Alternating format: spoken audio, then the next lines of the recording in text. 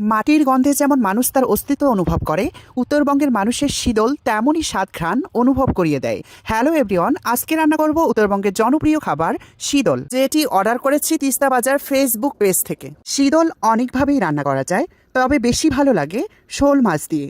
পুকুরে টাটকা শোল মাছ কেটে ধুয়ে পরিষ্কার করে নিলাম।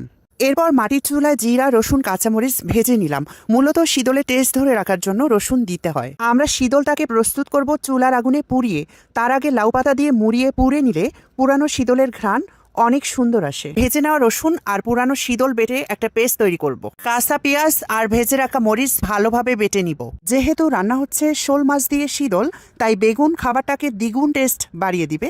বেগুনগুলো কেটে ধুয়ে কড়াইয়ে তেল দিয়ে ভেজে নিলাম। এবার কড়াইয়ে তেল দিয়ে পেঁয়াজ বাটা, মরিচ বাটা, লবণ, হলুদ দিয়ে মশলা কষিয়ে নিলাম।